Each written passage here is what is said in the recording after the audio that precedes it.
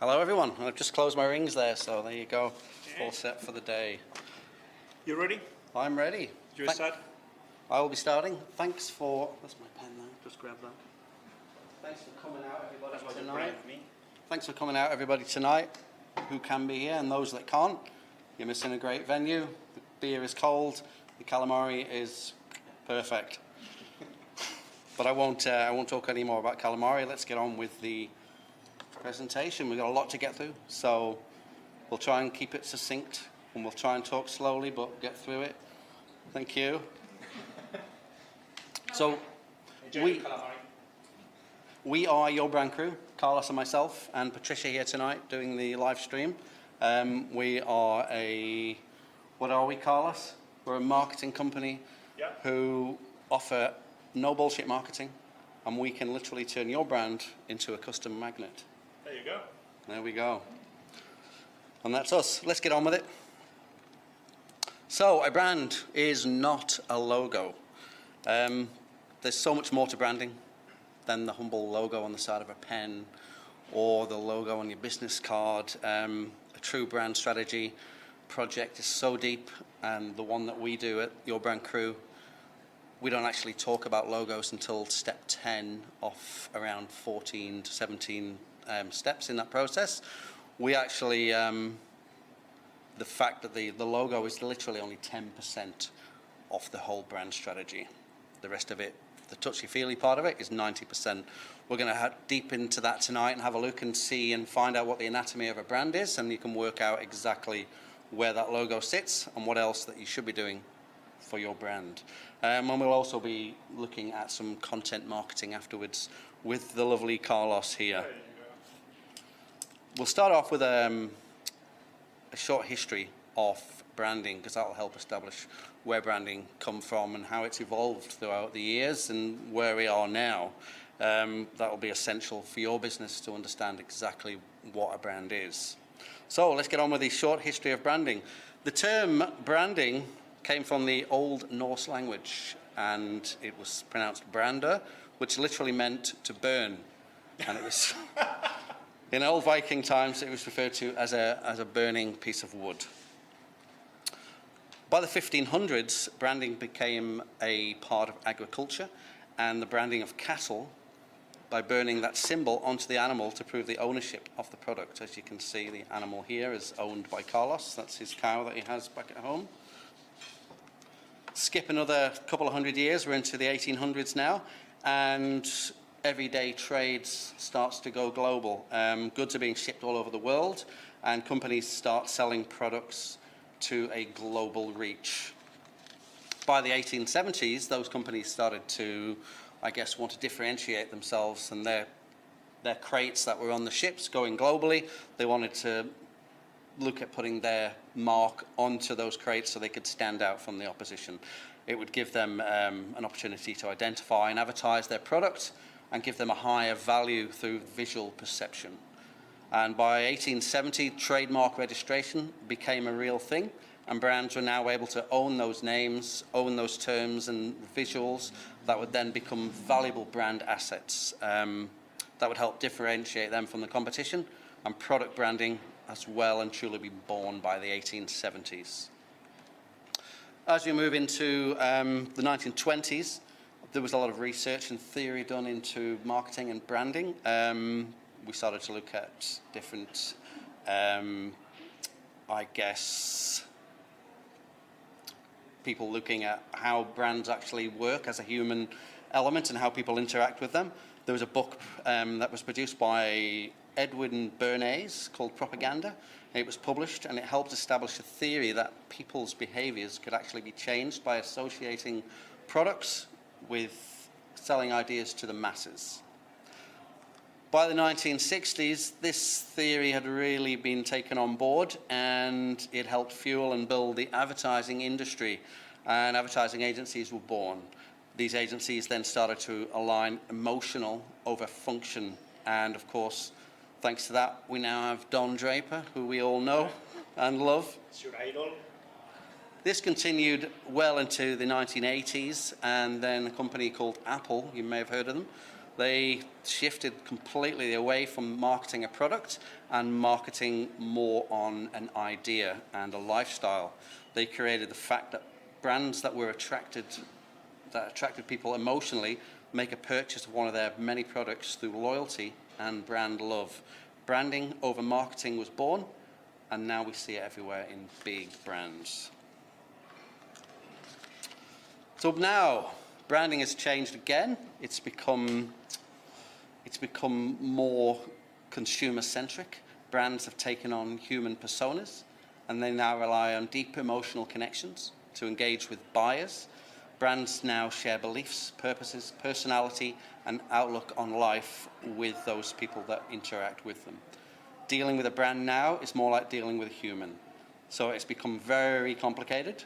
People know what they want, and as a brand owner, you need to create a brand strategy that's going to work with your customers, and it's going to create that emotional connection, and it's going to make the customer feel that to them the brand is part of them. Successful brands need to do this, and they do it, and so can you with your brands. So now we'll look at the anatomy of a brand, and this really will give you, I guess, the process that we use at Your Brand Crew to build a brand strategy. As I said, a brand is not a logo. That's only 10% off it. Hopefully this anatomy will show you all of those other elements that make up the other 90%. So, a brand is separated into two key sections that overarch all parts that make up the brand. We've got a brand strategy and a brand expression.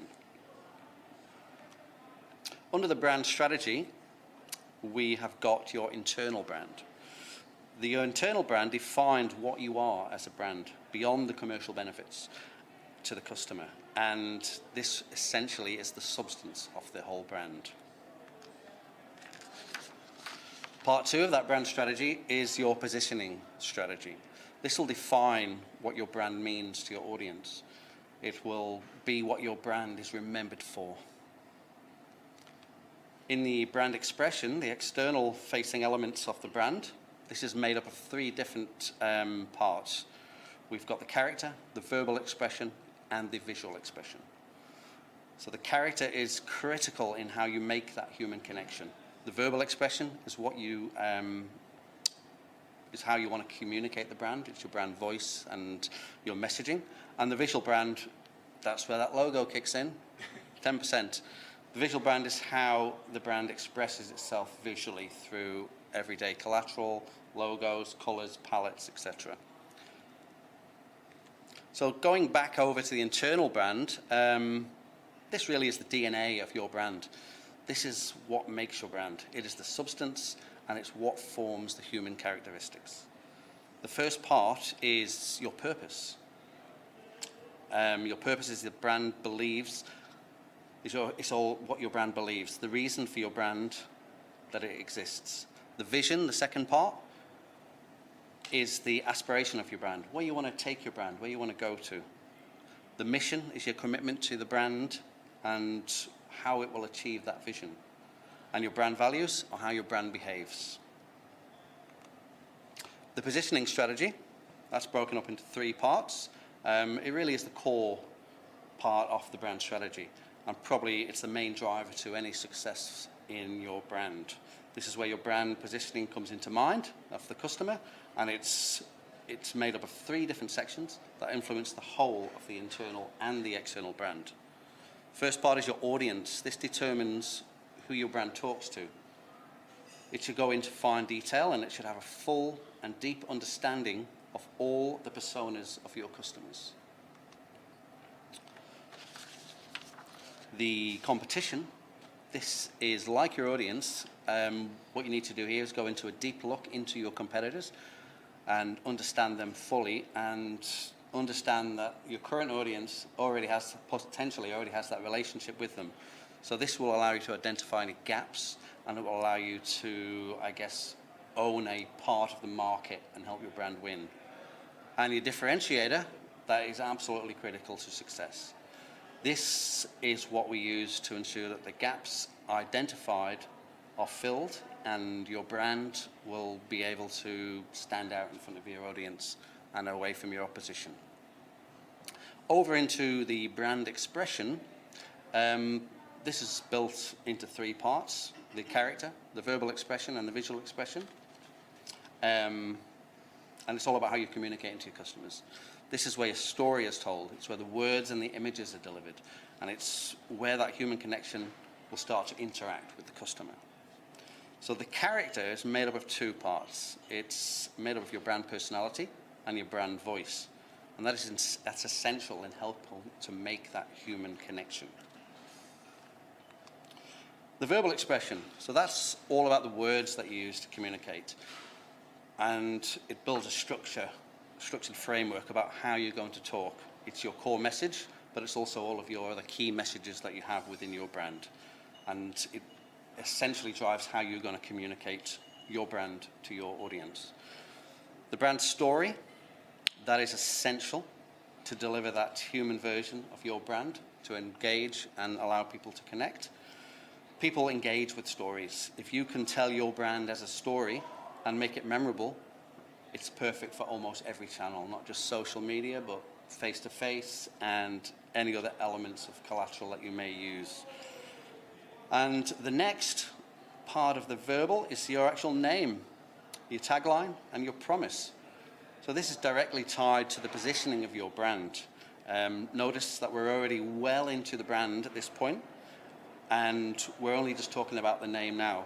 A lot of people, they start a business, they come up with a name, and then they go and see an agency and, hey, we're called this, and this is what we want to do. A real brand strategy, you won't even have a name. You'll turn up, you'll say who you are and who you're talking to and what it is you want to do. And then way down the line, you'll come up with a name that fits what you actually want to do, rather than just calling it something bland or something that's really got no connection to the business. And no surprise here, we still haven't got a logo, which is great. But then we get onto the visual expression of the brand, and that is, yes, that's where we start working on the fun part. The logo, the colors, the fonts, and everything that your audience will see. Your brand presence, well, that's everything that you use that visual identity on. So brochures, business cards, your website, your storefront, any area that a customer will interact with you is your brand presence. So if we were to draw a line now on this, we can call this the surface. This is where most people, I guess, would start their business. They'd go straight in at the surface, get onto Fiverr, phone some guy in the Philippines, say I need a logo, and hey ho, they're off. That's a big mistake for most businesses, because what you're missing out on is the feeling of the brand. There's no true connection for the audience other than the product or service. There's no relationship with the customer. There's no love. There's just nothing. The image and the possibilities of your brand will not work without having below the surface done first. The below the surface, the touchy-feely part, it's the bit that's going to connect with your audience. It's the bit that makes your brand human, and it's more than just a logo. So it's really, really simple. Do the work under the surface, get a solid strategy in place, and then come to the surface and really wow and engage with your audience. Most businesses get the logo done, they build a website, and they jump into it. All of this is done without a solid strategy in place, no communication framework, and it's most likely going to end up in brand failure. Great marketing can be done, but to an unprepared brand, it's going to kill it. So now we know what the brand strategy is made up of, and there's a lot of it. Let's take a look at what is that critical role of brand strategy. So we know that a brand strategy is a big job, and it's more than just a logo. And we know what shapes and molds a brand, and how it can be seen, how it can be heard, how it can be felt, and how it can be loved. But let's look at that critical role of what it actually does for your business. So relationships with the brand and the consumer are rapidly changing. Brands, many years ago, they used to hold all the aces, and they used to call all the shots in that customer relationship. Consumers back then didn't have a voice platform.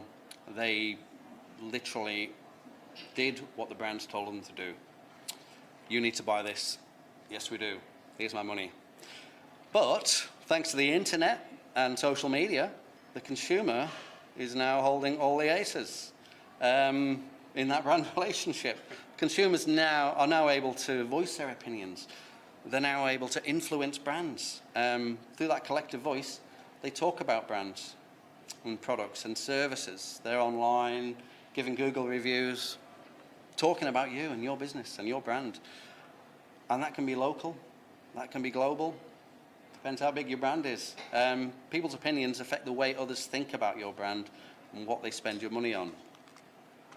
And it's not just online consumers and social media influencers. Mainstream media also love a good story about a brand that might have done something wrong.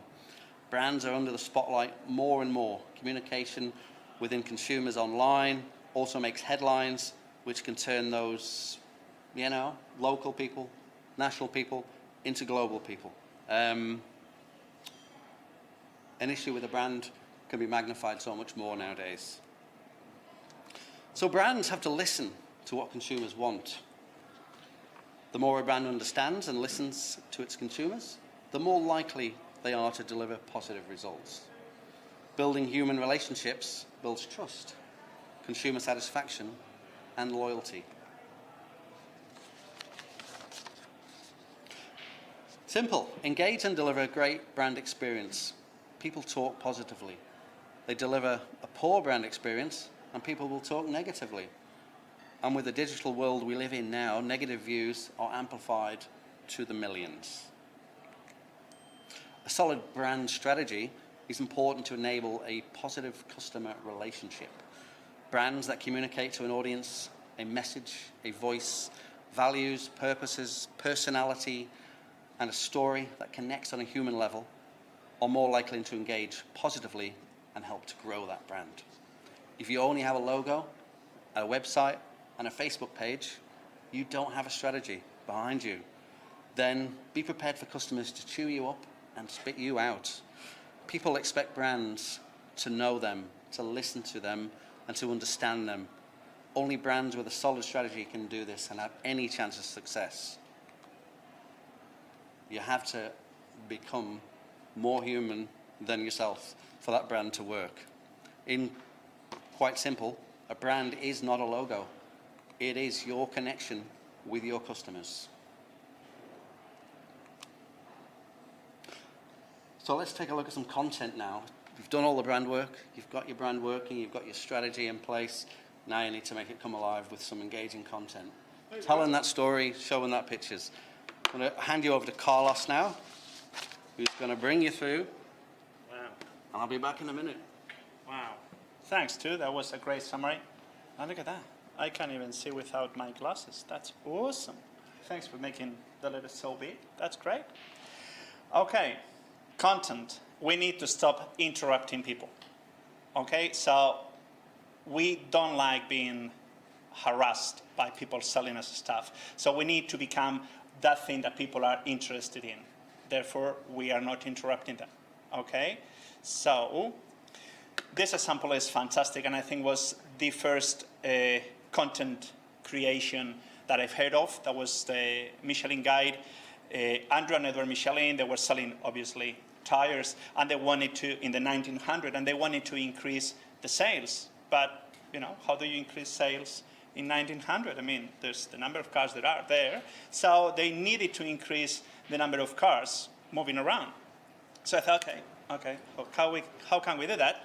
I said, okay, they travel around looking for the best hotels and restaurants in France, and they created a guide that we all know now. The guide Michelin is probably the best restaurant guide in the world. So what they did was not put in offers about the tires they were selling. They created something that people wanted to do. Visit beautiful places, great hotels, great restaurants, but my goodness, I need a transport to go there. Okay, I will buy a car. By the way, my car has 4 tires. There you go. So this is the perfect example on how we, the brands, can create content and give value to our customers, but not just selling them our stuff all the time, offers all the time. We need to provide value to them. This happened in 1900. What can we do today in 2021? So just read this. I'm not going to read it. My English is not phenomenal.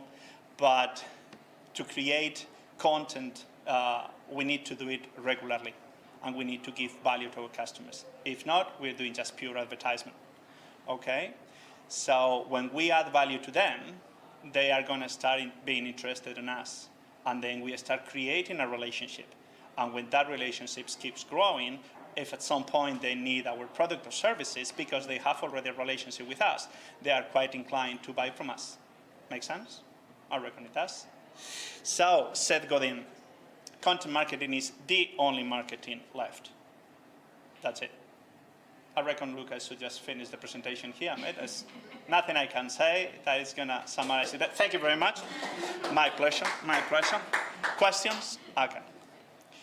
Food for thoughts. I'm not going to read it, but if someone has questions about content marketing, I'm just posting from time to time on social media, and that will work. Well, 77% of internet users read blogs. Who would thought in 2021 blog posting is still a thing? Well, we always tell to our customers that we're coming back to websites. We're coming back to blogging. We are coming back to give value to customers rather than selling our products. 200 million people use ad blockers. Therefore, spams, we are not going to come through that blocking, and our email campaigns are going to go to spam unless we build a relationship with them, unless they want to join our email list because our content is interesting for them. So just read these statistics here. You can pause the video now. Read quickly, and we move on. What are the elements of content marketing? Well, we need to create constantly and consistently valuable and relevant content for our customers. Whatever adds value to their lives. So thinking now in Jenny, for example, she owns a garage here in Budrim, a car service shop. What can they produce, create content that add value to their customers?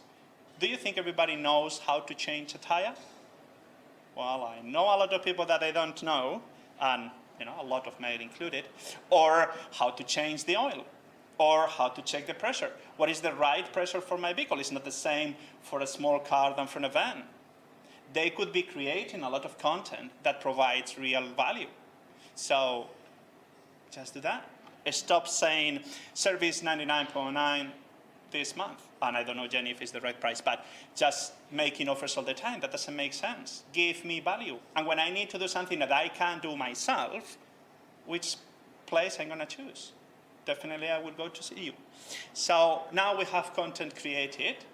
We need to distribute it. And this is something very, very important. And we don't hear about this too often, unfortunately, but content syndication. You can Google this term, but the idea is using third-party platforms to share our content. That is going to be fantastic for SEO. On top of doing that, we should always have social sharing buttons or links in all our content. So we make very easy for the people that love our brand to share that content with other people. Okay, so we have created the content, we share it. Now we need to attract and retain our users. So we need to understand that not everybody is our customer. And the sooner we realize about that, the better. We can expect to work with everybody. We don't expect to work with every brand. We are very blunt. We do marketing as we want to do it, and that resonates with certain people. And I can assure you that doesn't resonate with other people. But that's perfectly fine. That's perfectly fine. So we need to define, and that's something that we do in that branding strategy, is the customer persona, the target market we want to attract. If you don't know exactly with name, last name, physical description, what are their habits, of that target market, you can't communicate with them in the same language, whether it's English, Spanish, what I speak, doesn't matter. You need to know who are you talking to. And if you are able to do all those things, I can assure you, at the end, there will be a sale. Okay? So we need to keep creating content. Be sure that it's aligned with our customer persona and provide value to that person. This is not going to happen from today to tomorrow, but this will definitely happen. Process, love that. We attract people, convince them, and we convert them in customers and later in brand advocates. Okay? So we need to attract the right audience. To do that, we need to know what are our goals and who is that target audience. For us, something that we always say is that a lot is not a number. I want to sell more is not a number. We are all based in data and analysis. You need to set your goals, a very specific target audience, and then publish the content that they're going to like it. And then distribute it to as much people as possible. And then share it as much as you can and ask your customers to share it. Then you need to convince them. You need to keep them. So what do you think, Erwin, is better? Buying an online database for $99 to send spam emails to everybody, or give. By the way, do you want to join my list? Give. Do you want to join my list? At some point, that person probably will join the list, right? Then that would be quite efficient if we start sending them an email campaign to keep them informed and interested in our services and products. But don't buy a database everywhere. Just we need to ask them. They need to be interested in us. And I guess unless you are Apple or a restaurant maybe, I love my food obviously, so I would be interested in any bloody restaurant probably. So I would be, interested in the information, but other businesses, marketing companies, accounting, lawyers. But we need to make everything interesting, and we need to keep that person, that business, that audience engaged with us. And then we need to help them become a customer.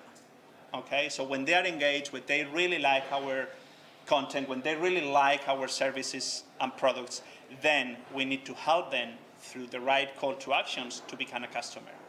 I love you guys. I really enjoy being here. This is why we are part of LinkedIn Locals. I need you buy my shit. I need you becoming my customers. If you want to do something different with your marketing, we are here to serve you. No, we are here not only because we like you, that we do, right? Yeah, we do. But this is a business. We are all in business. We all need to make a sale. But it would be great making business with someone that you like, and that gives you value, I reckon. Benefits, a lot of them. We are here mostly focusing on online marketing, but if you know us, you know that we are, especially here on the Sunny Coast, very much about offline marketing. So if you do content creation, and content marketing has a lot of online benefits. Increase your website traffic, drive more conversions, establish your brand and yourself as a leader in your field. People are going to trust you.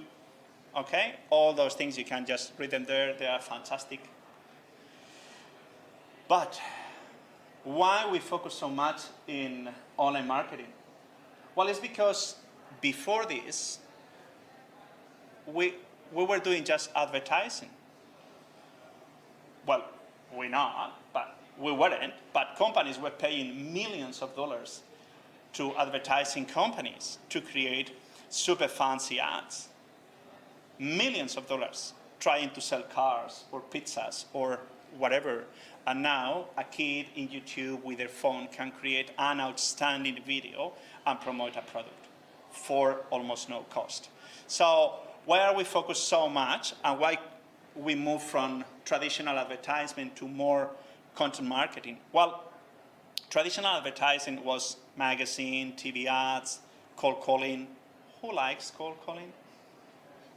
Yeah, you know, I know you love it. Yeah, Sarah, don't lie. No one loves cold calling, seriously. Hello, are you the director of the company? Yes.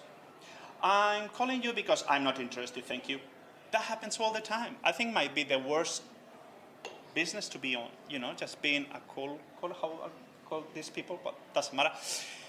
If we do content marketing, instead of being in magazines, we will be creating blogs. We will be doing social media videos. We will be creating guides, PDFs, resources for our customers, for people that we want to help. One of the best things of this is that we can measure what we do. And we are super passionate about data and measuring and analysis. In traditional advertising, you hold their attention for a very short period of time. Now on content marketing, we can create a specific searches and a specific content for very niche and narrow terms, content, so the people that are interested in guinea pigs on the Sunshine Coast, hairdresser, you know, if there's someone. If someone looks for that, and someone has created a piece of content on, I'm a hairdresser that specializes in guinea pigs on the Sunshine Coast, bloody hell. That's it. The more specific we are, the easier it's going to become for our potential customers to feel connected with us. As I said, traditional advertising, very expensive, millions of dollars. Today, we can create fantastic pieces of content with the phones we all carry on our pockets, or with, you know, small cameras. We can create a lot of content ourselves with no cost. It was very difficult to measure the reach and the return of investment in big advertisement and mass media platforms like newspapers, TV, etc. Now, with everything that is online is measured, so we can check how our investment is going. People say, oh, that sounds fantastic. I want to create some bloody content now. Great. There's heaps of types of content. And when I was researching this presentation, you're not going to believe it, but the very last line of this slide is an article from CoSchedule that they list 113 types of bloody content. How can be 113 types of things that you can do to click? I mean, seriously, just go to the URL, you'll see it's like, wow. The 4 or 5 more obvious that bring us more return of our investment, whether it's money or time, blogs and articles. Still, we are focused in the online sphere, blogs and articles. In 2020, I think the average number of words in good articles or bloggings were over 1,400. I think it was 1,447 or something like that. And it's increasing every year around 4 to 6%. That means people are still reading, and we need to provide good value there. On top of that, we can use 1,500 words for SEO purposes.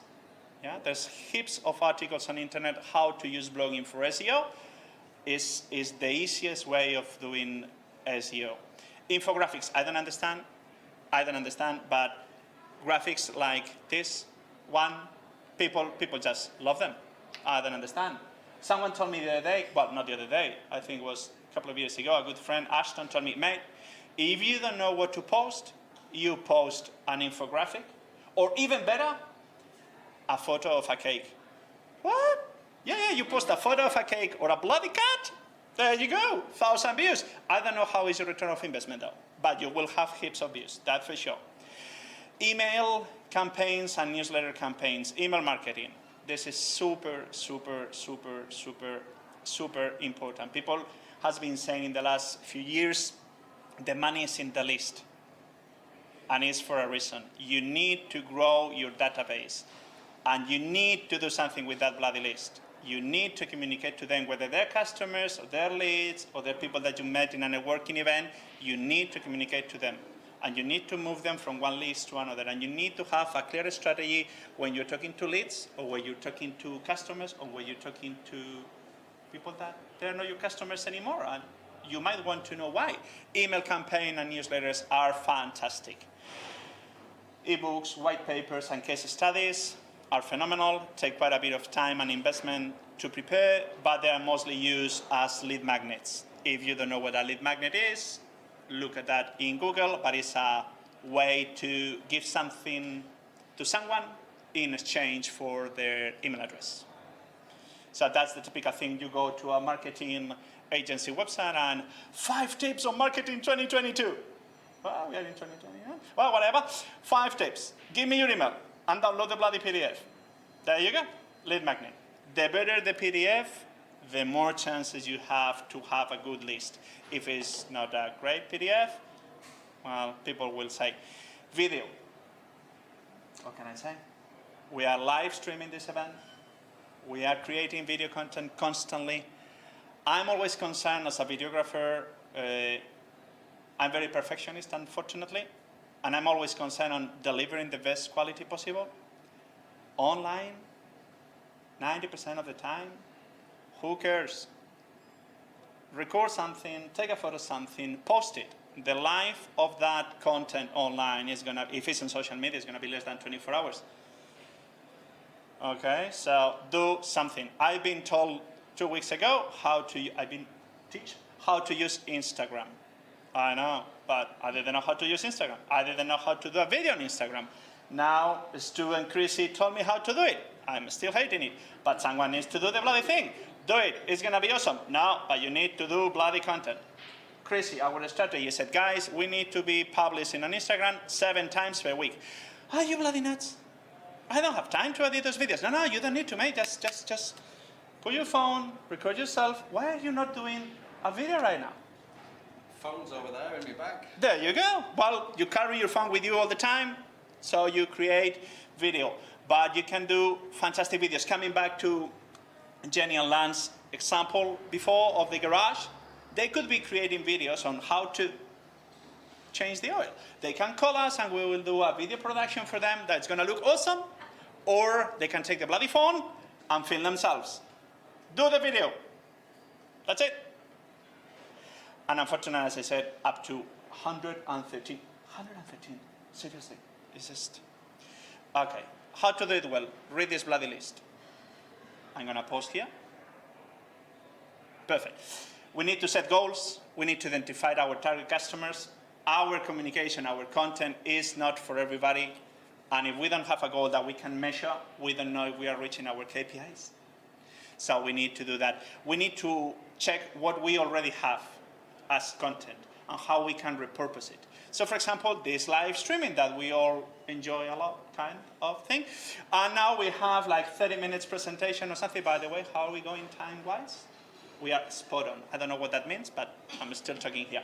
So we have now 30 or 40 minutes of presentation that we could cut in 20, 30, 40 different types of mini videos of 30 seconds. That, sorry, Jenny, but I'm not consistent enough. I'm always speak too fast. I'm over-explaining myself all the time. So my videos will be 2.5 minutes. Stu's will be 20 seconds.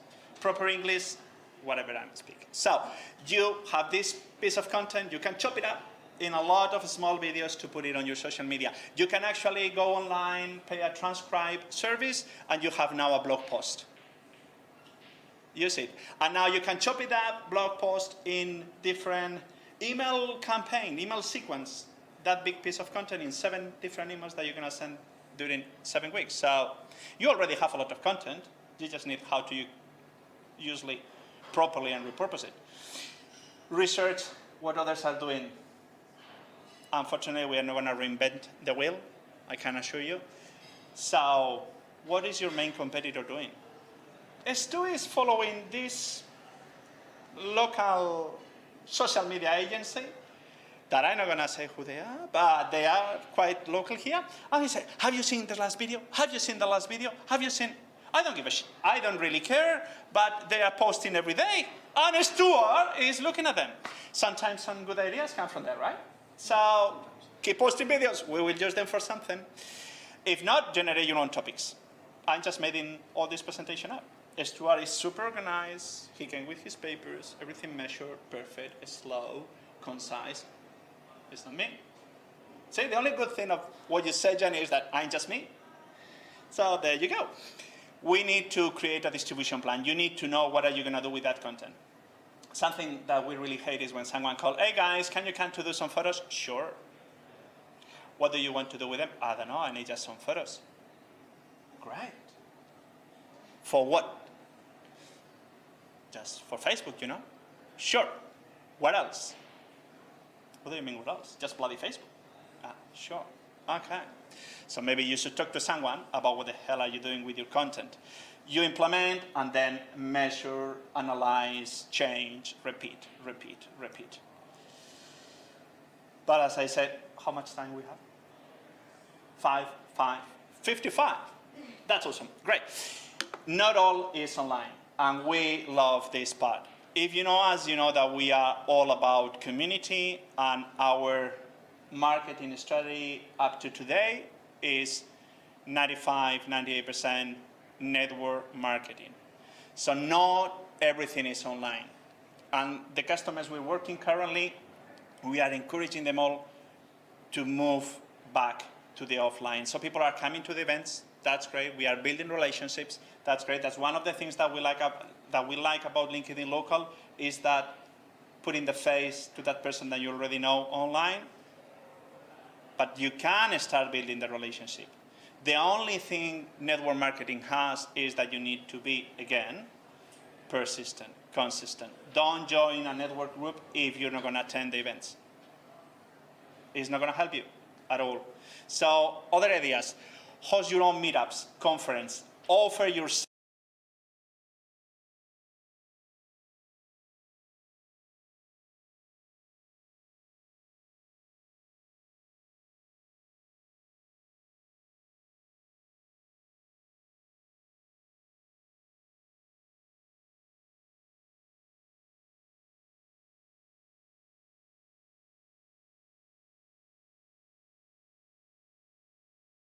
agri network business network. Holy moly. Food and agribusiness network. Sorry, Nicole, that wasn't on purpose. Was the best in-person event we have attended in over 2 years. Oh, yeah, okay, Jenny. Okay, sorry. Other than LinkedIn Local. Of course, you're absolutely right. And all the other chambers we are part and sponsors of course. But in a... What? Uncle Calamari Club. But I don't want to even talk about that. I should have put Calamari Club here. Okay, the thing is, that was a fantastic event, niche, on a specific industry. People were like crazy, talking to each other, great opportunities for businesses to be in front of distributors or restaurants that they wanted to use, you know, their products, whether it was chai, tea, or butter. Do you know there's a fantastic organic butter that is 100% vegan? Incredible. Even tastes like butter. Believe it or not. That's true.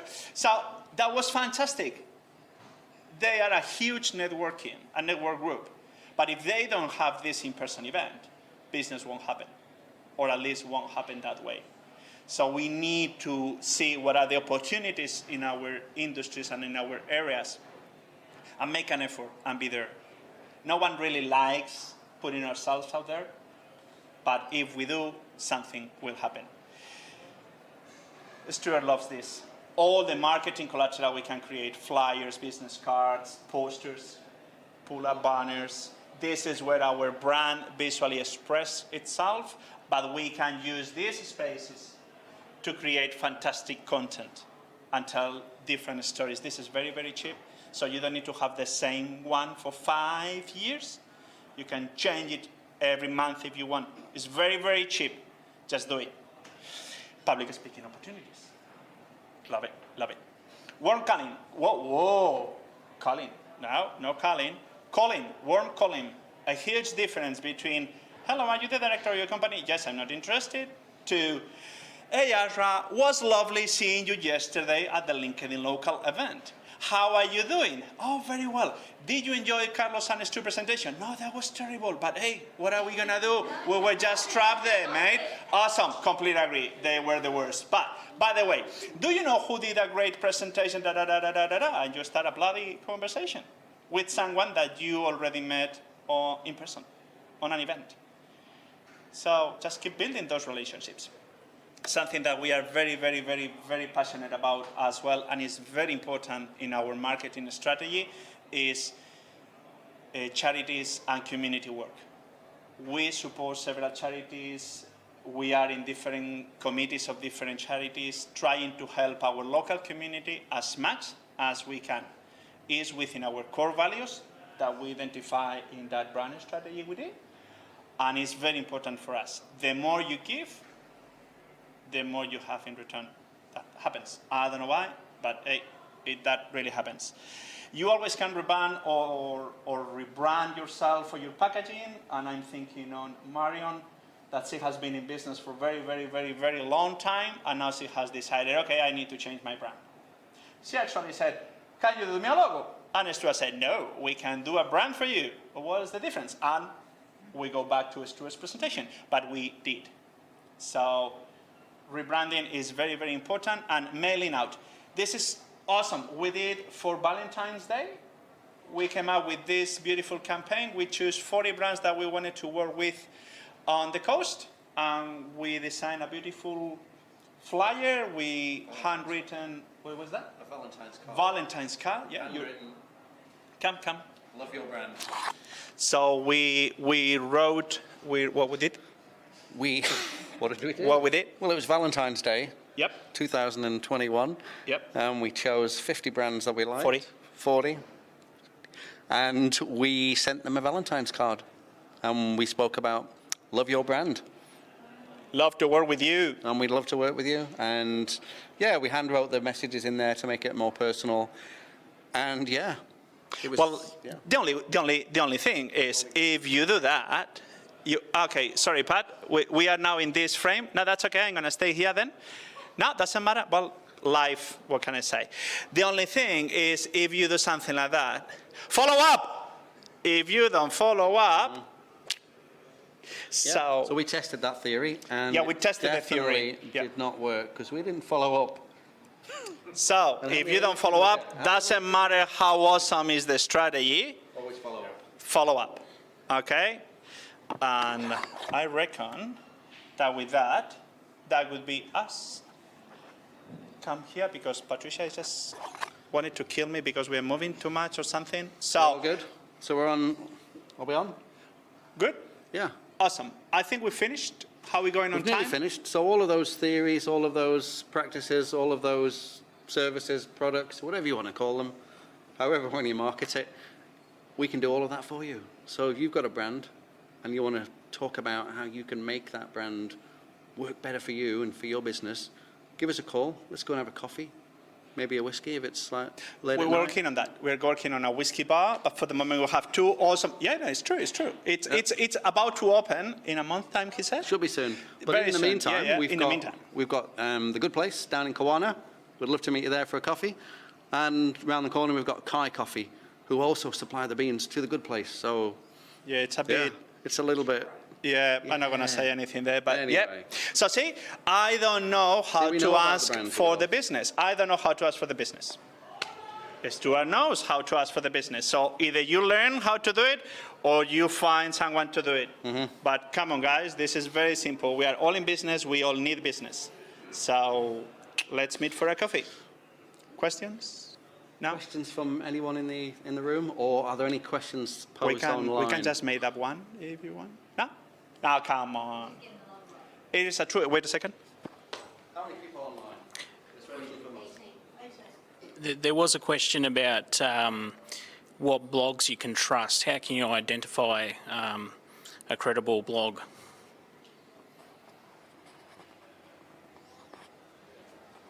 Wow, tell me that you have an answer for that. Okay, how can you identify Okay, credible so blog? thanks for that, mate, because Matt, that was a fantastic question that I don't have a bloody answer for that. But that ties really well with no bullshit marketing. So we don't bullshit people. If we don't know, hey, I don't know, give me 24 hours, I will get back to you with a list of the 10 most trusted blogs that you should try to post on. But I'm pretty sure you go to Google and say 10 most trusted blogs 2021. And I'm sure that will be that. If you found a blog, you type the search phrase in, and that's what you got served up. If you found what you're looking for and you got the answers, then hey, that's trusted.